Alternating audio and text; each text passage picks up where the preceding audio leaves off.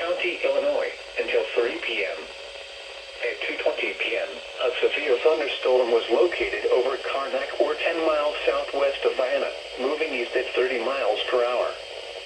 Expected hazards include 60 miles per hour wind gusts and half-dollar-size hail.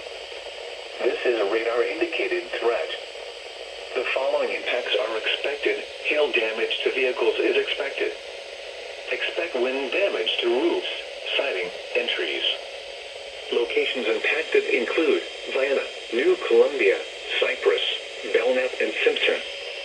This includes Interstate 24 in Illinois between mile markers 14 and 30. Repeating, a severe thunderstorm warning has been issued until 3 p.m. for the following counties in Illinois: Johnson and Massac.